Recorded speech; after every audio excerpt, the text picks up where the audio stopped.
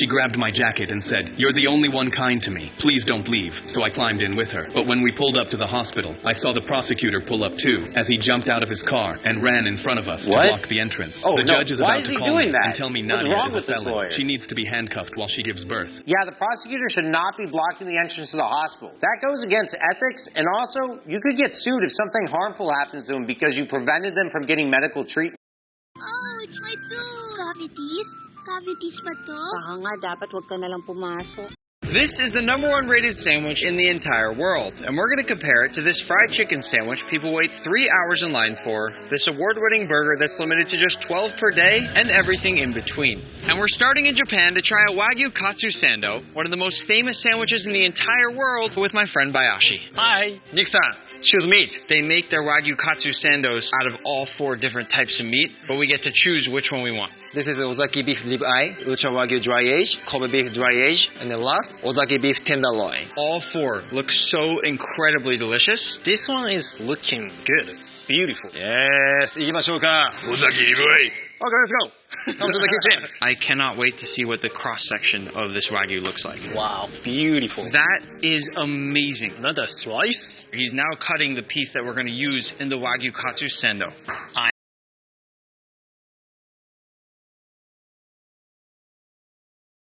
Cap. Hey, it's good chef. The last step here to prepping the meat is to cut it down into a nice square shape, because you'll see at the end with this Wagyu Katsu Sando that it's going to be a nice perfect shape. The Wagyu is ready. These are our portions of meat. Okay, next, Japanese eggs.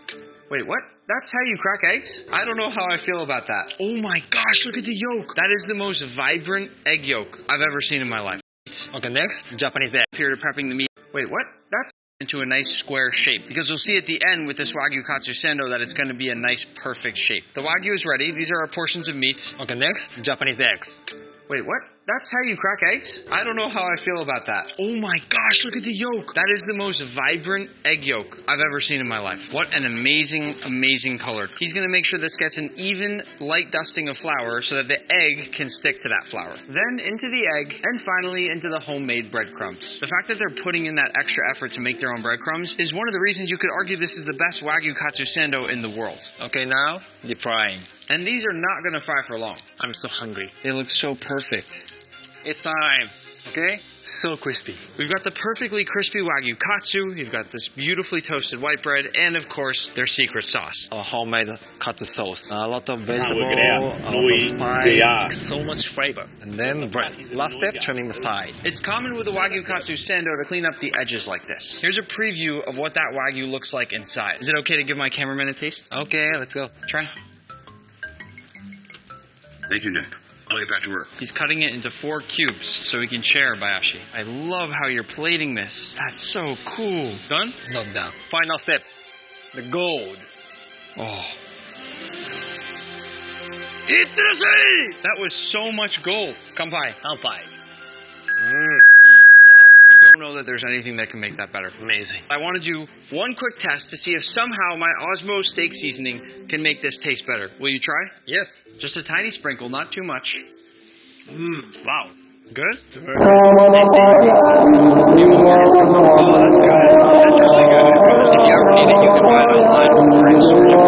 I think it's the best seasoning in the world, but does it make the Katsu Sando any better? Better. Amazing. Thank you. Bayashi, do you think this is the best Wagyu Katsu Sando in the world? Yes. Let's go see if our next sandwich can somehow beat this. Next up is a French dip sandwich, made with thin sliced roast beef and a hot beef broth on the side for dipping. And for this sandwich, I brought along my friend Sean. Hey, what's going on, guys? Are you hungry? Oh, I'm hungry. Welcome to my restaurant. Hey, let's do it. Just for quick context here, Hank also makes cooking videos online. One of your most popular videos ever was your French dip sandwich. Yeah, that's very true. And now you've literally made a restaurant that has possibly the most famous French dip in the world right now. Talk us through it. We start with the baguette, arguably the most important part of any sandwich. Okay. This is Frenchette baguette, crusty and crunchy and rustic, but they're also, even they smell nice. Question is, do they smell as good as Sean? I haven't sniffed Sean yet today. So we cut them in half. I'd imagine you need like an architecturally sound structure, right? Especially for a dip. Right. You want a bread that's got the basis to be able to still be kind of crunchy and chewy after you've dipped it. It's not just a soggy mess. Every morning this gets delivered fresh, and we cut them all in half that same day, and we sell out of them that same day. First thing, you get your bread, nice horseradish aioli. What's great is it looks like the perfect consistency. I love that you can also see the chives in there. It gives a nice pop of color. It just shows a little bit more effort. What happens next? Next step is caramelized onions. Each onion we reduce enough to where each sandwich has 2 onions. I think what I realize is the more caramelized an onion is, the better it is. Caramelized onions could be like, I just put onions in a pan with butter for 2 seconds, or they could be like, I spent 3 days waiting for these onions to caramelize. They're easily the most deeply caramelized onions I've ever seen. This is the most marbled meat you can get in America. It's rated by the USDA. It's like the top 1% most prime of prime ribs. And we cover it in compound butter. Compound butter's got sage, thyme, oregano, garlic, and rosemary. And it's softened and rubbed all over the prime rib. Throw it in the oven, roast it, and then it goes on the deli slicer, and we shave it really, really thin. Now you get a little au jus bite. Oh, thank you. Okay, here we go. In your mouth now. Yum. Good work, Sean. You want me to do one for you? There you go.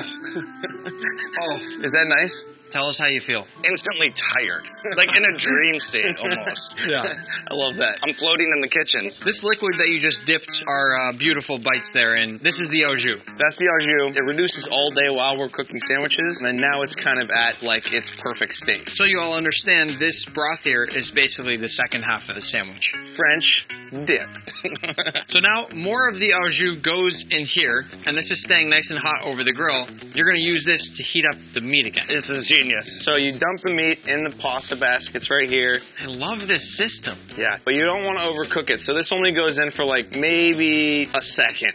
So you kind of let that drip. Boom. You don't want to make the bread soggy. The mega caramelized onions that we showed you guys before, we just spoon those all over the top. Oh yeah, so much flavor in these onions, and they're cooked down so much that I see no reason to not just pile them on completely. Then all they need from there is cheese. So provolone cheese. You could have gone Swiss. Yeah. Right?